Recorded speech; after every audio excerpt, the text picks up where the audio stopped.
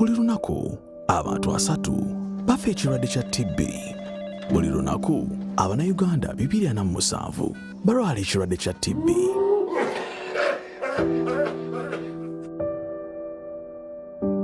Amaka g'abantu 53 ku buli 100 mu Uganda gazitoowerebwa obwavu olw'ebbeeyi y'obujjanjabi obw'ekirwadde kya TB. TB assa ebirooto n'amaka. Ffenna twetaaga omukisa ku bulamu okukakaalukana n'akamwenyo. Ffenna twetaaga omukisa okuloota n'okubeera ekyo ekisinga ku kye tuli.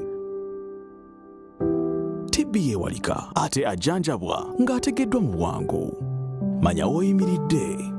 Okukeberebwa TB, okujjanjabwa n'ensonga endala ezikwatagana ku TB kwa bwereere mu buli ddwaliro lya gavumenti n'ery'abantu ssekinnoomu.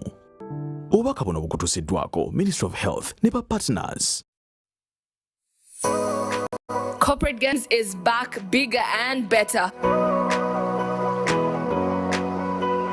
Our next outing is on the 16th of April 2023 at Chambogo Sports Grounds. The entrance is for free and we'll have our games running from 8 a.m. to 5 p.m. Remember, you can be part of the Corporate Games family and experience a number of benefits like annual participation, team building, free exhibition, branding opportunities, full media coverage, and featuring in the Corporate Games magazines. For more information on registration, contact us on 0787 620 611 or 075-872-6887. You can also reach us through our email address corporategamesug@gmail.com. Corporate Games, inspiring corporates through sports.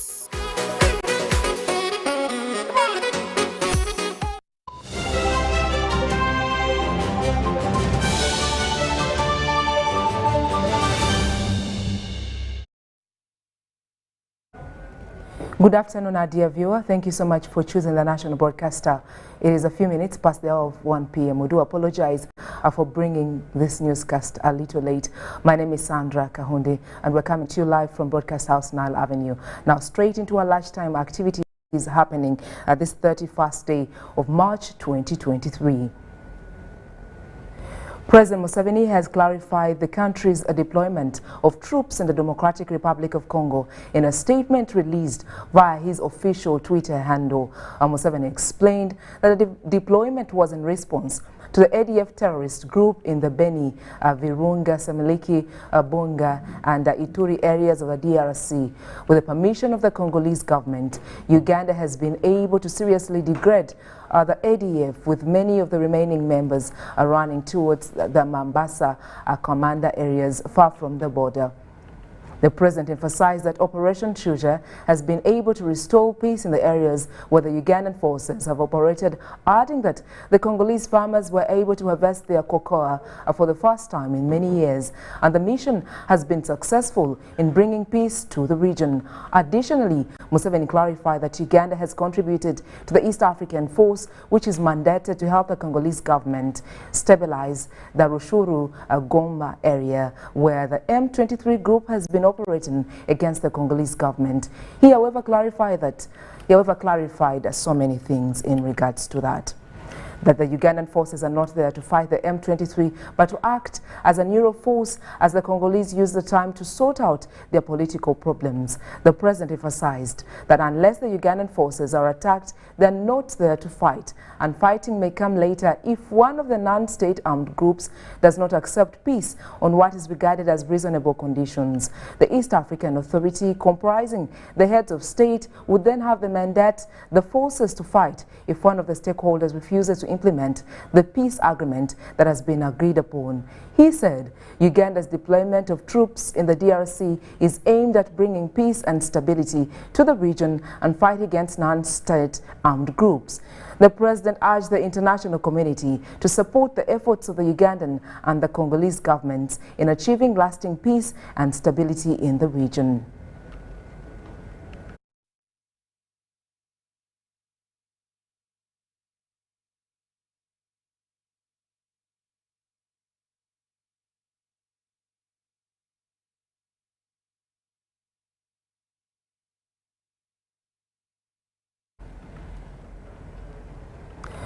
Now, in other activities of the day, moving on, the Parliament of Uganda is hosting the first ever interparliamentary conference, and our reporter Miingo happened to file the story for you. Let's have more of the details.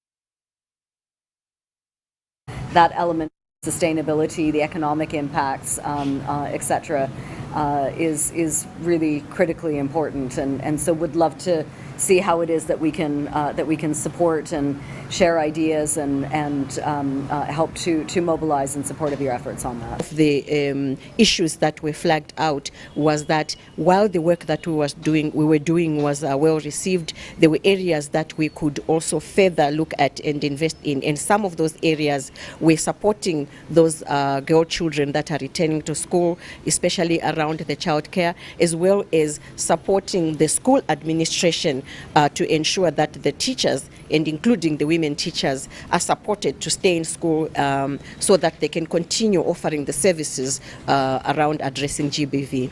Yielded very good results. We've seen upwards of 700 girls coming back into schools. But I think the major challenge also has been community acceptance of these girls coming back into school. There's a lot of vilifying of girls, blaming the girls as the wrongdoers, and yet we know that a pregnancy involves a boy and a girl. So we have been reaching out particularly to the traditional and religious leaders so that they see the importance of continued investment in the girl child, understanding that her getting pregnant is a biological factor in the sense that because she's a woman, she's the one who gets to show the results of an intimate interaction. But it does not mean that she's a bad person, that she should be discarded as damaged goods.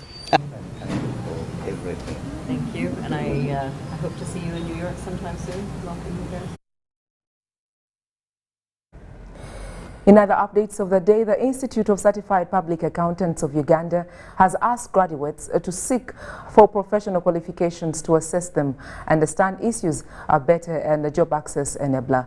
This was during the unveiling of the 4th Student Scholarship Program beneficiaries by the Institute of Certified Public Accountants of Uganda, held at Skies Hotel, Naguru, Kampala.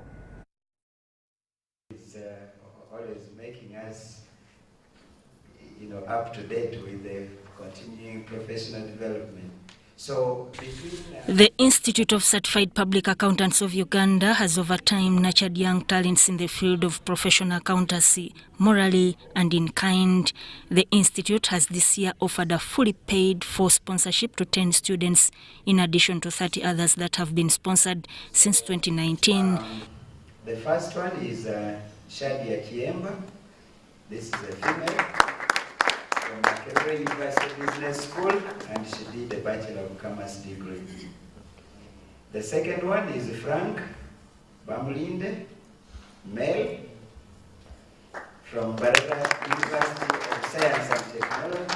The head of the Catholic laity in Uganda, who is also Deputy Managing Director of New Vision Group, Gavas Nyanabo, officiated the event, during which the beneficiaries were unveiled and urged them to be focused and be ready to achieve their goals in the accountancy profession.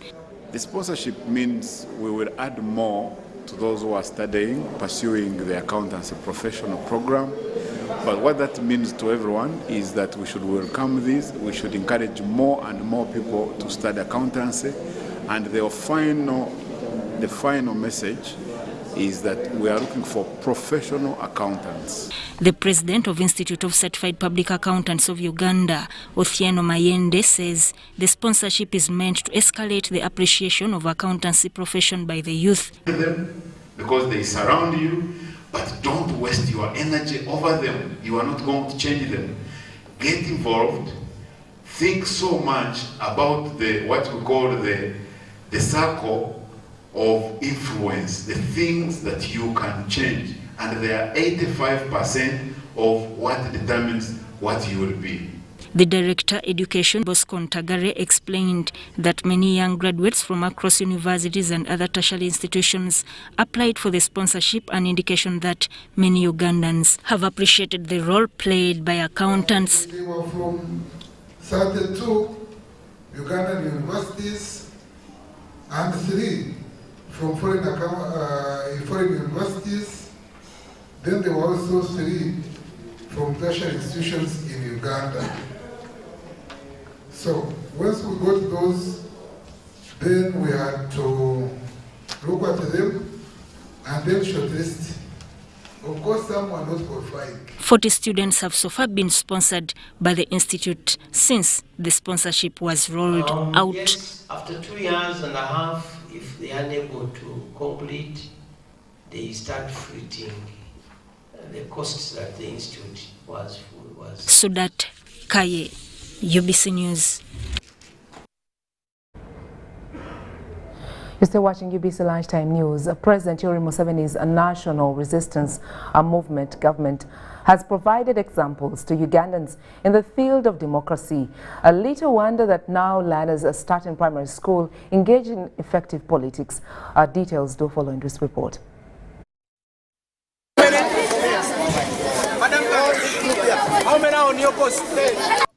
Upholding of democratic values should be an undertaking that starts at an early age for Uganda's youth to grow into responsible citizens. This has been witnessed at Namiryango Junior Boys School that has elected new leaders, with administration determined to grow learners early. This is a very important exercise because even when the children are learning in the subject of social studies, it is part of what they are supposed to learn. Interestingly, like at most institutions lately, learners believe that an early shot at politics can prepare them for bigger things. My name is Awandera Mathimako. I am a pupil at Namiryango Junior Boys School. I am in primary 6A. I am the newly elected head boy of Namiryango Junior Boys School.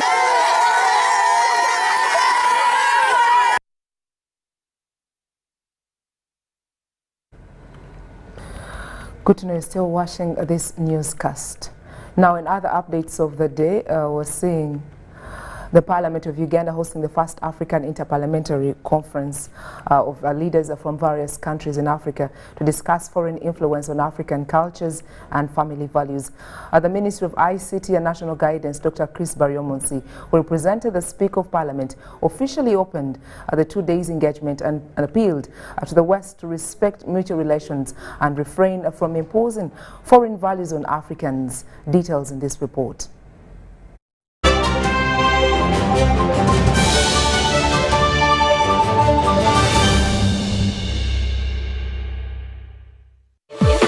Talk with freedom. Get MTN Freedom voice bundles that don't expire. Dial *100 *21# or my MTN app for more bundles. Together, we're unstoppable.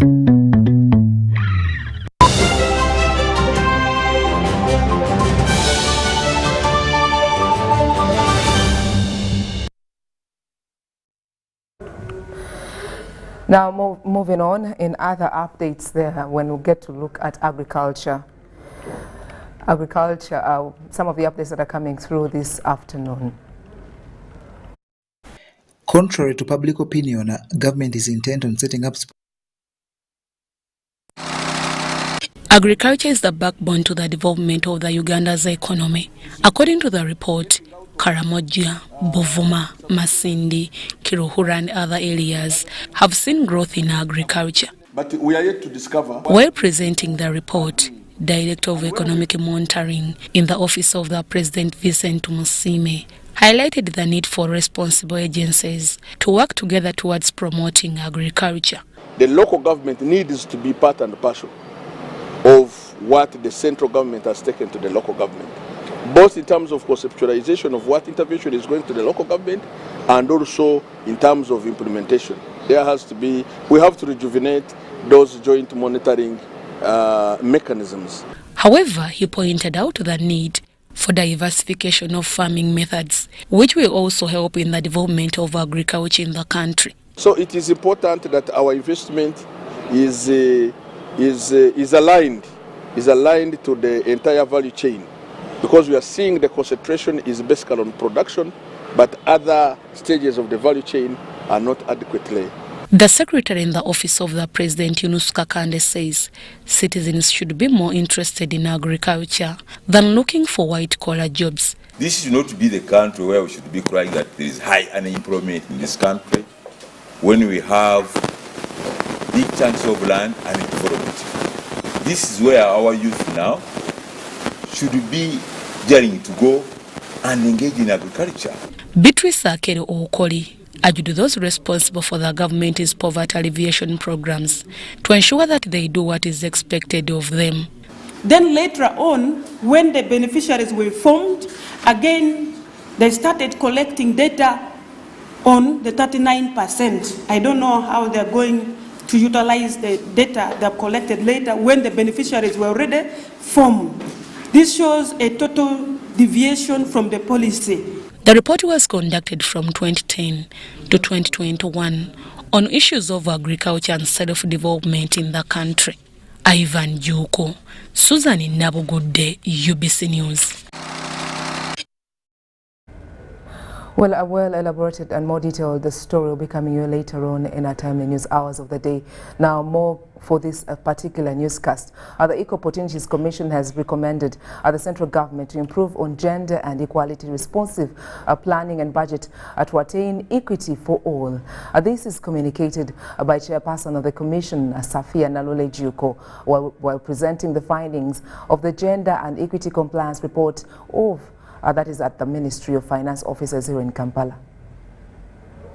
This opportunity to hand over. The Constitution requires the Equal Opportunities Commission to rate and enforce gender and equity for all, especially in the government entities. It is also the Commission's mandate to give a report on gender and equity compliance in the government entities. The quarterly report done on 158 ministerial policy statements from government entities on gender and equity compliance. Only 136 entities passed. During the assessment, the emphasis was to establish specific measures taken in the previous financial year, that is 22-23, and those committed in the ensuing year, that is 23-24, aimed at equalizing opportunities for men, women, children, youth, persons with disabilities, the poor, older persons, residents of hard-to-reach places, among other categories of the marginalized. The Commission based this on the delay by some government entities to submit their budget framework papers to the Commission in regard to gender and equity compliance. On the other hand, a total of 12 MDAs registered a decline in performance attributed to laxity by the MDAs. Votes not recommended to be issued a certificate for financial year 23-24. The report was presented at the Ministry of Finance offices in Kampala. Safia Nalule Juko, however, asked the Ministry of Finance to increase funds towards the marginalized groups.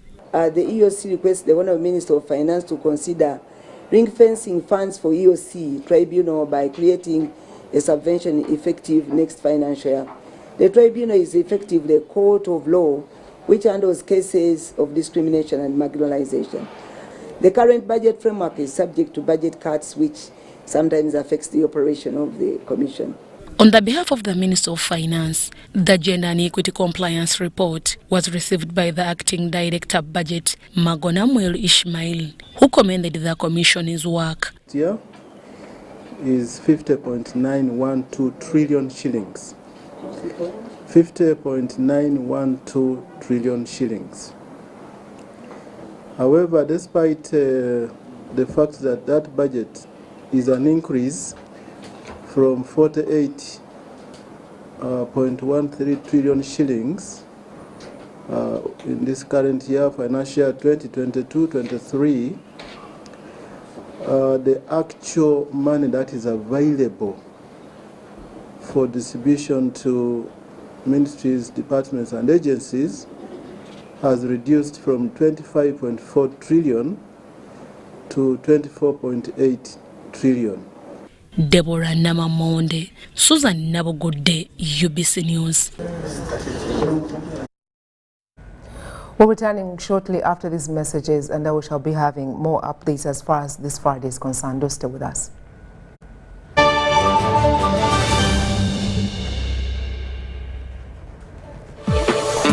with freedom. Get MTN Freedom voice bundles that don't expire. Dial *100 *21# or my MTN app for more bundles. Together, we're unstoppable. This isn't just a girl. She is the future. This is a teacher, a doctor, a community leader, our future president. She is our family's pride, and as her father, I will protect her from child marriage and talk to her about the dangers of teenage pregnancy. We each have a role to play in empowering our teenage girls to protect them from child marriage and pregnancy, because when we empower them, we empower our nation. Protect the girl, save the nation. Take action. Report any case of defilement or child marriage to the police or call Sawuti 116.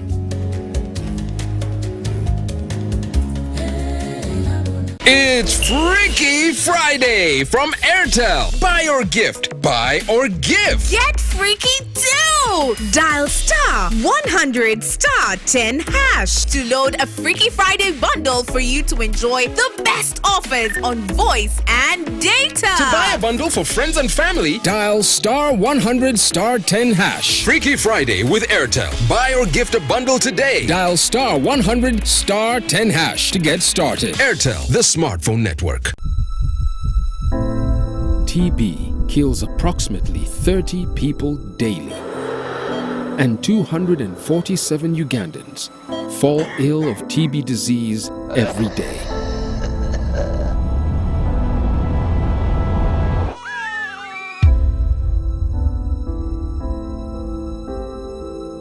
TB has killed dreams and families. We all deserve a chance in life to hustle, smile. We all deserve a chance to dream and be the best version of ourselves. It is preventable and curable. Know your status. TB testing, treatment, and all TB-related services are free in all government hospitals and accredited private health centers. Jerry con! Jerry con! Hey, Master Blaster! Touch him, man! Buy Jerry con with muscle! Those ones who say go is for you only. Mundava! Best group is I teach you. When I go to which the squad, because of the cover is very far. Is you serious? It's serious you. What? Yeah? You step it on it. Add kilometers to your legs, and you get your sugar. We buy meat from Umaru, and Umaru refused to give you enough meat. Mama! Show him that they don't joke with you. Umaru, where? Jerry car. Okukakaluka n'okulungi kwetaagako omuntu akuyambako, n'olwekyo tujja kukuteerawo embeera esaanidde osobole okukola ekisinga. Awamu teri kitulema.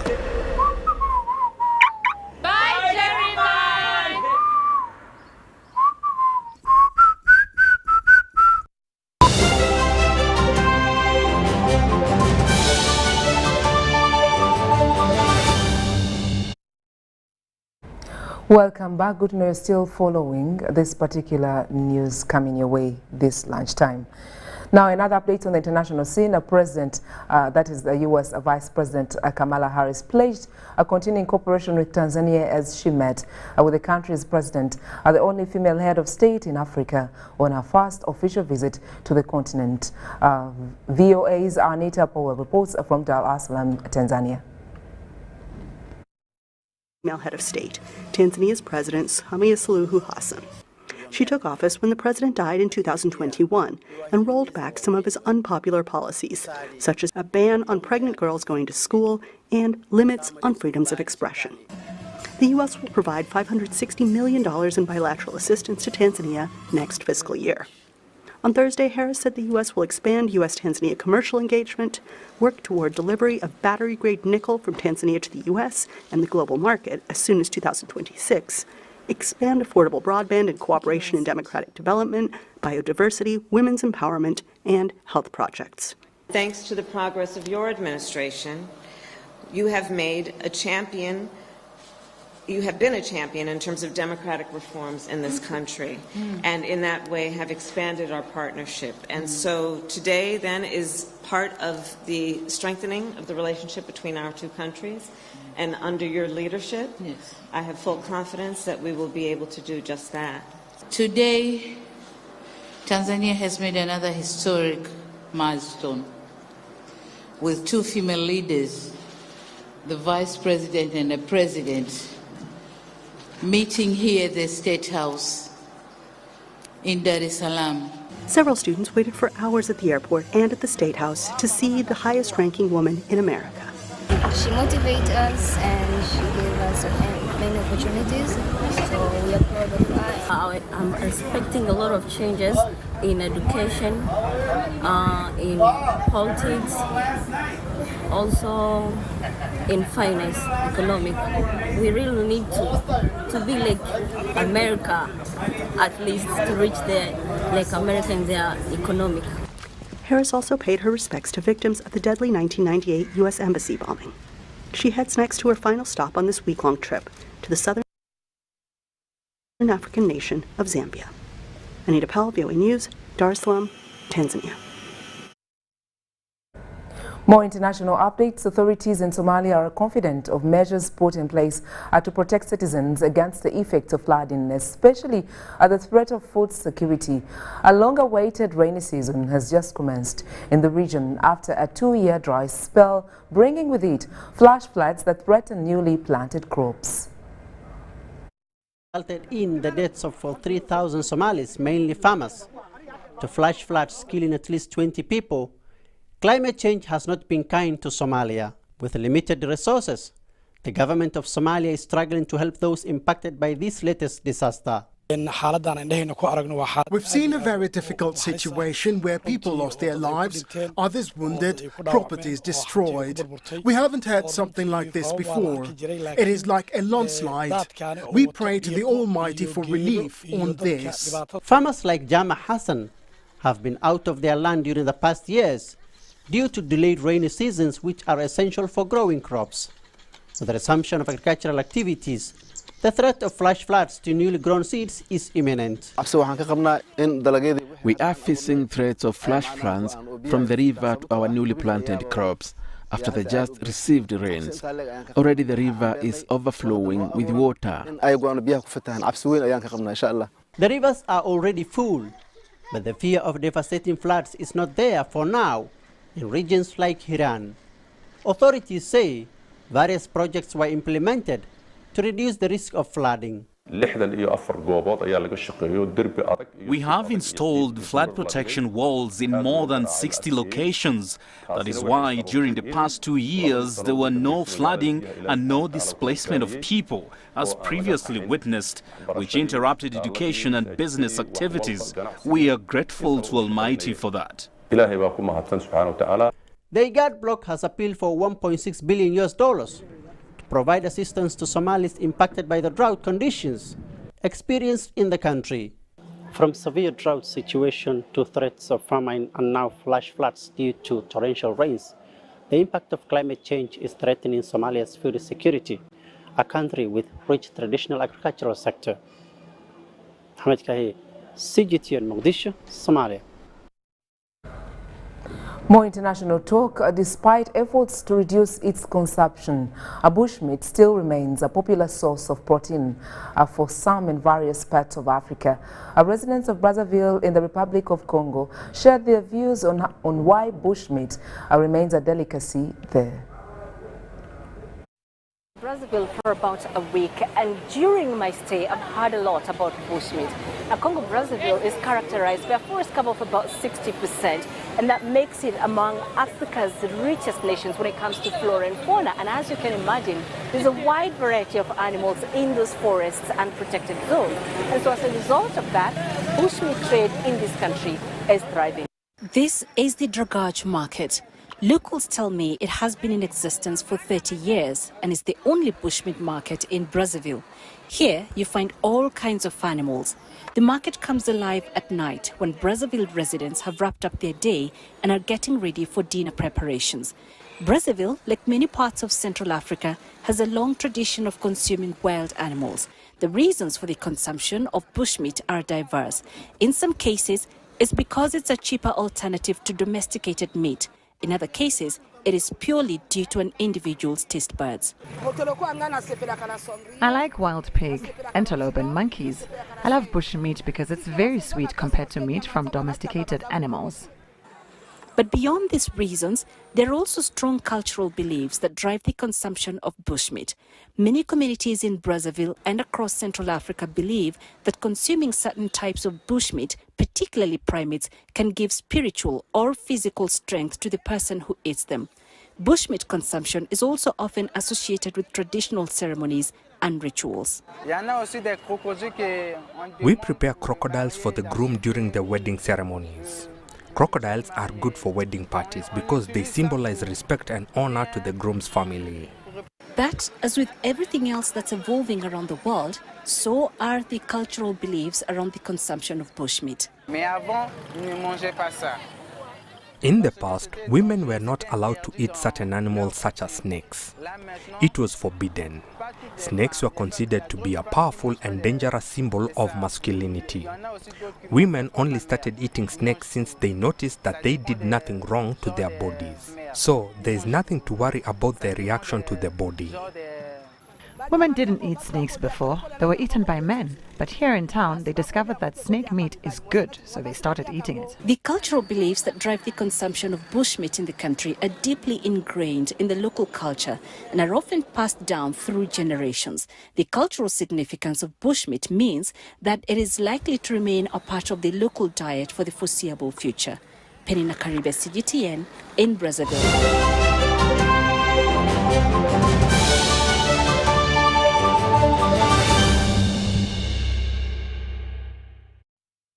Thank you once again for staying with us. Now to sports before we let you go enjoy your Friday. The issue of lack of sports facilities in Uganda will soon be a matter of the past. This was revealed after a National Council of Sports District Outreach Program was revealed land set aside for sports infrastructure and development in the north, northeast and eastern Uganda. Details do follow. Contrary to public opinion, government is intent on setting up sports facilities across the country.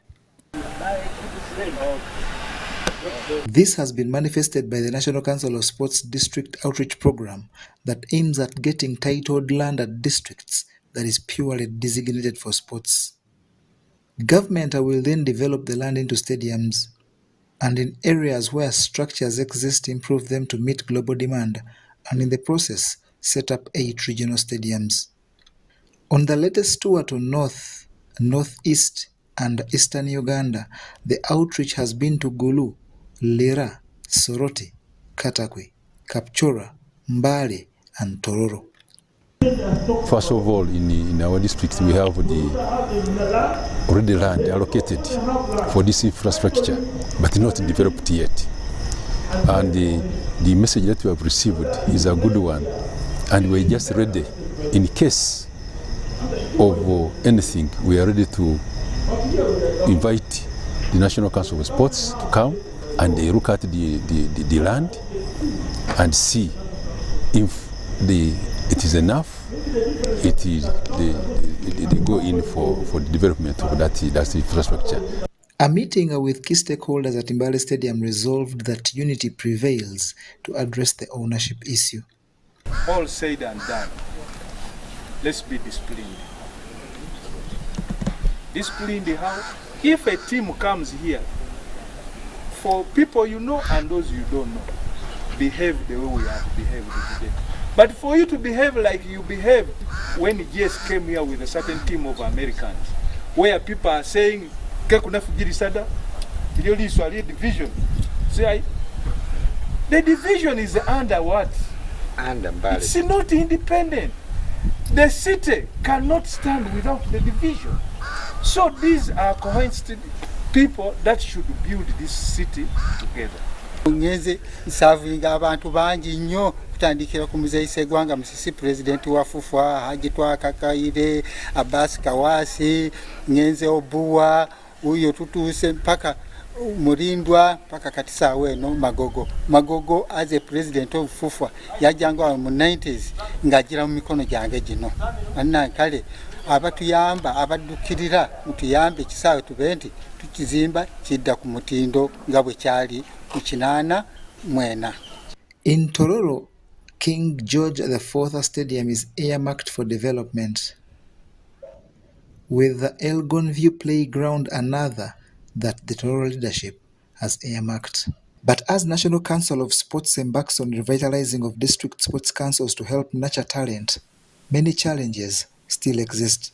Sports activities in districts are stalled because, well, one, we lack the district sports officer, and the people who are acting, they were only focused on schools, not on communities. As a district, we don't have talent identification, places where children and other people can be identified. You realize that most stakeholders, most learners, most people would want to come and compete and move from one level to another, but they don't have funds to enable them compete favorably. It's the hope of every Ugandan that after this outreach, government will invest money in sports facilities to help grow sport in Uganda to professional levels. John Barnes, Sentamo, UBC News. Well, that's all we had time for this newscast. Thank you so much for joining us and choosing the national broadcaster. We do apologize for every technical hitch and every hiccup as far as this bulletin is concerned. Keep watching. More news will be coming your way later in the timely news hours of the day. My name is Sandra Kahunde. Greetings from the team behind the scene. Enjoy your day.